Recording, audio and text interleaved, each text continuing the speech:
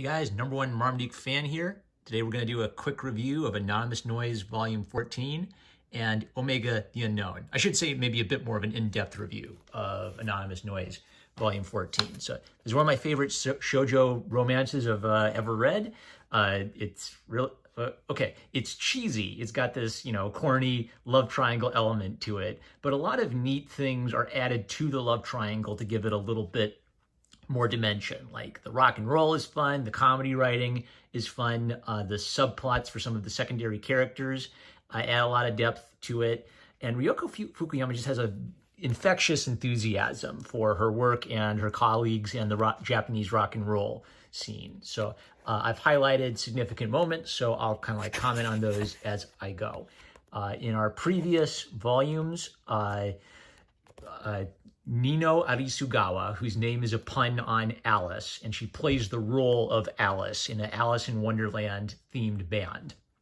She's kind of an emotionally unstable girl, and she pours that emotion into her music. And so she frequently has what they call Nino meltdowns, where she's forgetting what song she's on, or she's pouring so much drama and energy into her singing that she's losing her voice or screaming her head off. It basically, it's like the origin story of a Japanese screamo band, basically.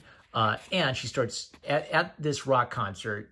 She basically doesn't think that she can be in love with Momo and be a singer anymore. She got everything she wanted. She wanted Momo. She got Momo. She's still not happy, and her singing is suffering. So she decides stupidly that she's going to sing so loudly that she loses her voice, and this will be her last show. And the entire band is trying to rescue her or stop Alice from being Alice on stage as the show is progressing. So Yuzu, who is in love with Alice, but she doesn't love him back, has a bright idea, which is that he's going to rip off his mask and he's going to sing with her, basically as a way of shocking her straight.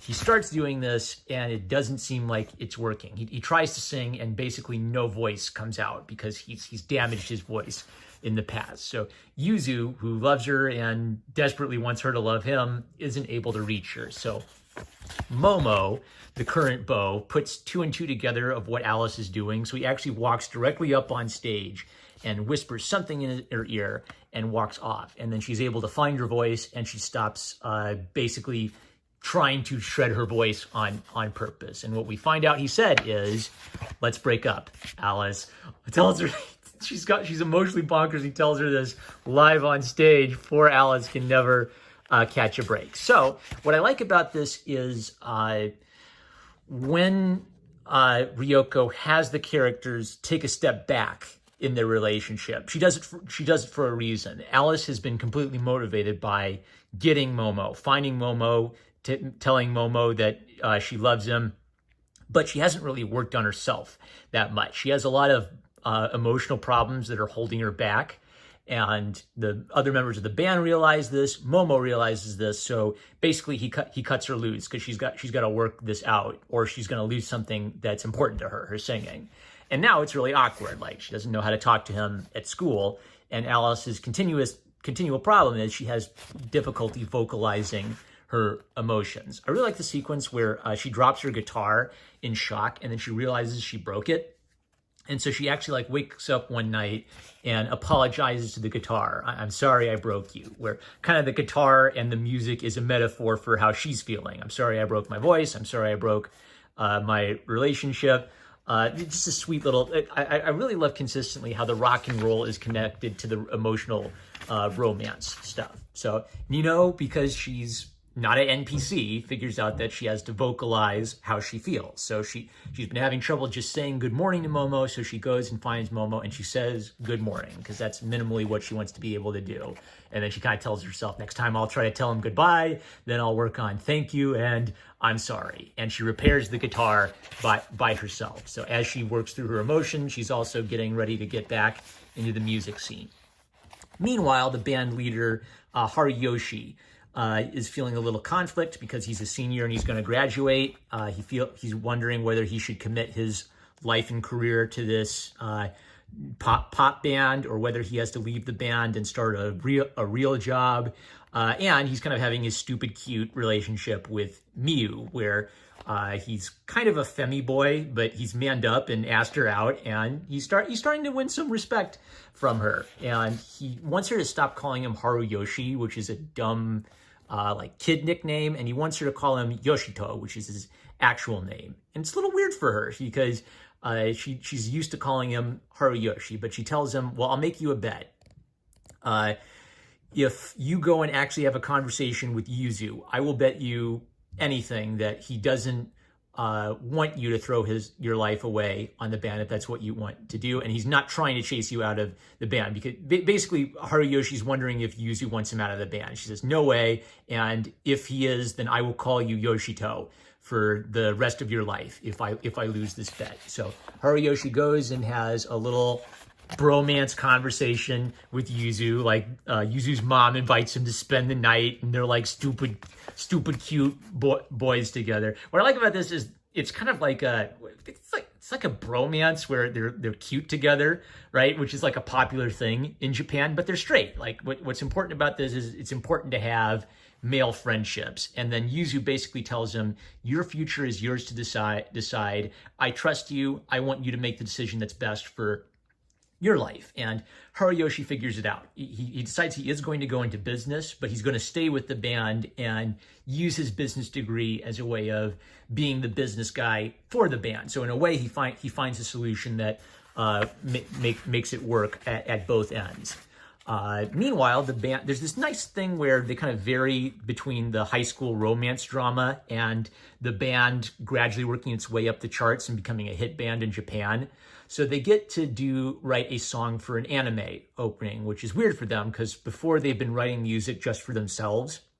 They've never had to write a music on themes someone else decided for them before. So it's like a difficult challenge for a little passionate indie band. And can they rise to the challenge? So Alice, Nino, as always, she's really blunt and direct, and she can sense something's wrong with Yuzu, so she keeps telling him, give me all of your problems, bust them out, come on.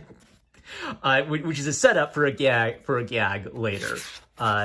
They meet a legit band called Girless, who is like super duper popular and super duper fabulous. And the members of Girless are a bit older and more mature and experienced. So I don't know what happened. It just canceled out. Let's see if it works. So Alice has noticed that Girless has changed their music recently, and she asks them how'd they do this. And the band guy says, I guess what satisfied me last year, it wasn't doing it for me this year. And Alice says, I want to change like that too. And the pretty boy says, and why is that? You realize you were putting yourself above everyone else? And Alice kind of stupidly yells, that is true, that is what I was doing, wasn't it? So Alice is thoughtful about herself. She realizes what she's doing wrong and she tries to fix these mistakes. And sometimes she has these moments in kind of like a ditzy moment of self-realization that all of her emotional problems and her meltdowns on stage are partially because she's mostly been focused on herself and not what the band needs. So what they figure out by looking at Girless is that you have to love your fans and want to deliver something for your fans. So it does come from yourself. It is a representation of your soul and your art. But if you love your fans, then you can give your fans what they want at the same time you're being sincere to yourself as an artist. That's great stuff. Meanwhile, Momo is struggling with his toxic mother, who has been demanding money of him to pay their debts.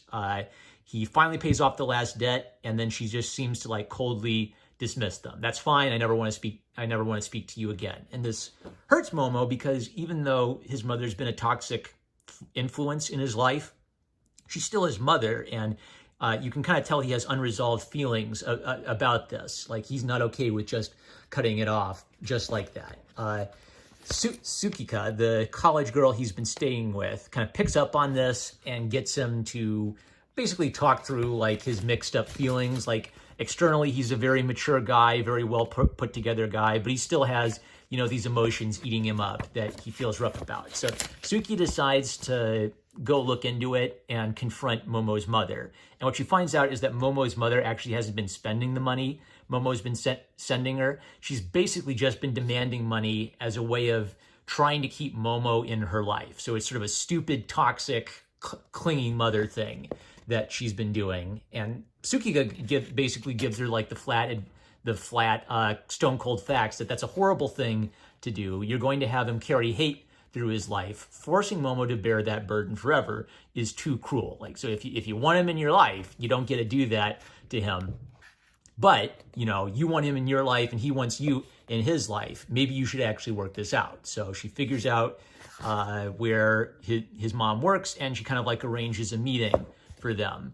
And what's kind of neat about it is Momo relates it to his problems with Nino. His problem with his mom is he wants to have her in his life without letting her control his life. He wants some distance so he can be his own man. And he wants to be in Nino's life, but he doesn't know how to be in Nino's life without I don't know, like without her losing her music and hurting her in the end. So Momo's got to work out his problems with his mom, and then he's got to work out his problems with the girl he likes. And I kind of like the balance of this because it doesn't just like magically wave a wand and fix everything that's wrong between Momo and his mom. She's still kind of like a negative personality, but what he figures out is that he can be in her life without letting her control his life. So he kind of spends the night with his mom. They don't really talk, but he's going to try talking to her again and see if he can maybe bridge that relationship without letting his mom get his claws into his music career. So really tough subject, kind of like dealing with a toxic relationship, but I like it. It has a nice balanced message at the end of being your own man. And even if you have like, I think the word toxic has been kind of ruined because everybody calls everything on Twitter toxic. His mom is genuinely toxic because she controls his life and demands money from him. But what he figures out is it's possible to have a negative person be a part of your life without letting that negativity ruin your life. It's by having boundaries. So that's what he works out. And then he says good morning back to Nino as he works through that problem. Neato. Real quick, let's comment on Omega the Unknown. This is one of these Marvel True Believers where they're building up to some kind of event. And the writers are Steve Gerber and Mary Skrenes. And the artist is Jim Mooney. And I've heard of Jim Mooney. I haven't seen a bunch of his art. I'd call it kind of like a really dynamic poses with really clean line work and really solid shadows. This is like John Buscema level good. So really got an appreciation for Mooney. It's a reprint of Omega the Unknown #1, and it has a nice twisteroo. So there's so many dime a dozen superheroes, you kind of need a twisteroo. So the twisteroo here is that Omega Man is escaping his planet, which is being taken over by evil dudes. And whenever he's like knocked out or unconscious, it's sort of like his consciousness transitions to this boy on Earth who is homeschooled. He's incredibly intelligent and kind of cold and emotionally distant, and his parents want him to go to a normal school and meet some other kids. He's not looking forward to this because other kids bore him. Being an intellectual is kind of a curse because everybody else feels dumb compared to him. There's a car accident and he has sort of a weird psychedelic, his parents die and he has some kind of weird psychedelic vision. And that's the transition back to Omega Man, who's escaping his planet to come to Earth and meet this boy that he has a psychic link with. There's a really, writing-wise, there's this really nice thing where the young boy has a heightened vocabulary. He's supposed to be a cold and unusually intelligent young man, and the doctor and nurse are interested in him, and they want to kind of like psychoanalyze him and make sure that he's okay psychologically, and that's his only choice. Otherwise, he's gonna have to be shipped off to the funny farm. So at their own expense, the doctor and nurse arrange a living arrangement for him, and then as he's about to go to bed, the aliens burst in and Omega Man bursts in, and the two stories come together. And the boy is able to unlock the powers of Omega Man, and then the Omega Man leaves, leaving like a room in tatters, and leaves them wondering if the boy's insane and destroying everything because he's losing it. So that's a really nice twisteroo. I like this angle of the consciousness being shared between two people. And I really liked how the character of the boy was handled. James Michael having this intellect, but also maybe having this coldness or distance from other people. Really well done, and absolutely fantastic art from Jim Mooney. I'll be looking for more. All right, I think this is going to get donated to the Little Free Library, and I will continue reading Anonymous Noise by Ryoko Fukuyama. With that, I'm number one Marmaduke fan. I love you guys. Catch you later.